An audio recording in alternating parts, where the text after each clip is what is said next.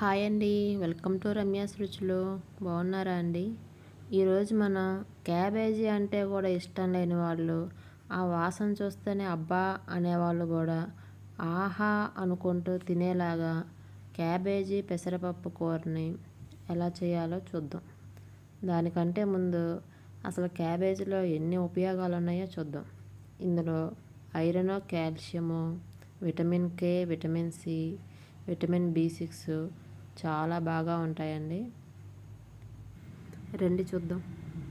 ఒక కడాయి తీసుకొని అందులోకి కావాల్సినంత ఆయిల్ తీసుకోండి.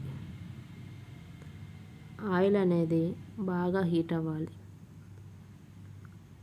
ఆయిల్ హీట్ అయిన తర్వాత అందులోకి జీలకర్ర, ఆవాలు, మినపప్పు, ఒక ఎండుమిరపకాయ 2 ముక్కలుగా చేసి వేసుకోండి.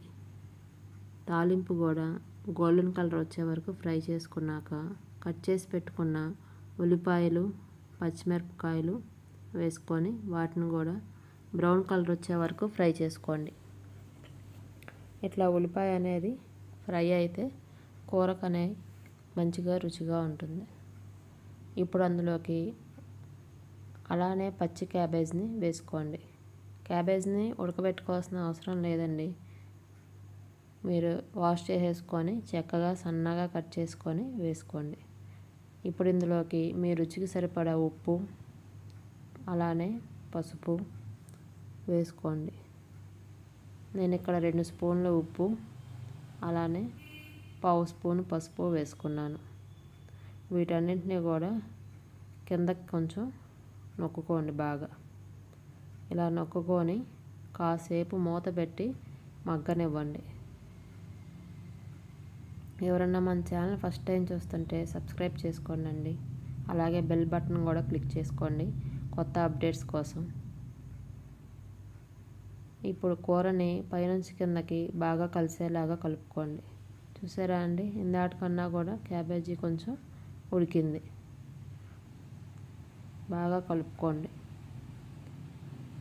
పైనుంచి కిందకి ఉప్పు, పసుపు కలిసేలాగా కలుపుకోండి.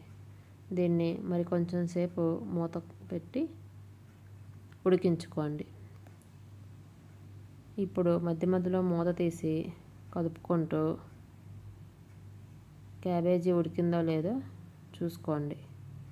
ఈలోపు ఒక పావు గంట సేపు వేడి నీళ్ళలో నానబెట్టుకున్న పెసరపప్పును పక్కన పొయ్యి మీద ఒక 2 పొంగులు వచ్చే వరకు ఉడికించుకోండి.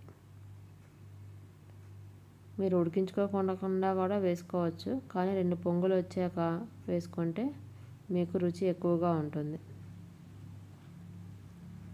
క్యాబేజీ మొత్తం కూడా చక్కగా ఉడికిపోయింది.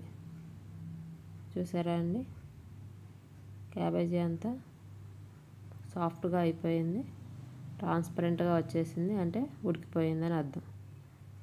ఇప్పుడు మీరు ఇందులోకి మీ రుచికి సరిపోను కారం వేసుకోండి. ఇక్కడ నేను వెల్లుల్లి కారం వేసుకుంటున్నాను.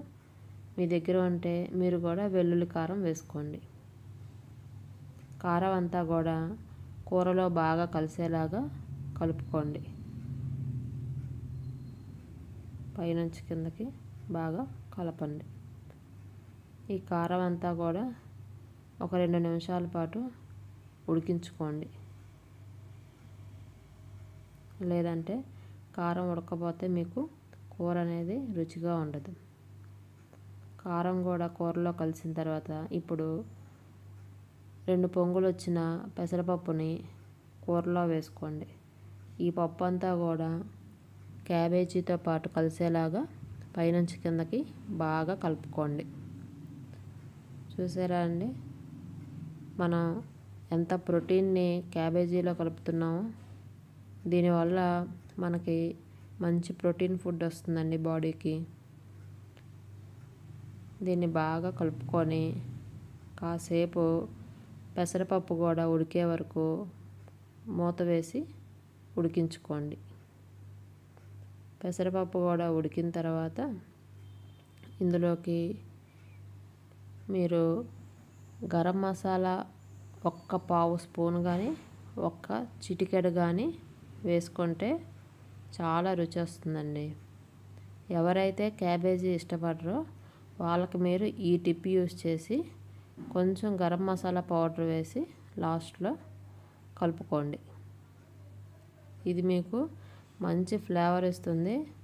ఎవరైతే ఇష్టం లేదంటారో క్యాబేజీ వాళ్ళందరూ మళ్ళీ మళ్ళీ చేసి పెట్టమని అడుగుతారండి. తప్పకుండా మీరే నాకు మళ్ళీ కామెంట్ సెక్షన్లో రాసి మరీ చెప్తారు మా ఇంట్లో క్యాబేజీని చాలా ఇష్టంగా తింటున్నారని. అంతేనండి, చాలా సింపుల్గా ఉండే క్యాబేజీ పెసరపప్పు కూర రెడీ అయిపోయిందండి. మీరందరూ కూడా తప్పకుండా ట్రై చేసి ఎలా వచ్చిందో నాకైతే కామెంట్ సెక్షన్లో రాసి మీ ఫీడ్బ్యాక్ని పంపించండి. థ్యాంక్స్ అండి. Thank you for watching. Like, share, subscribe.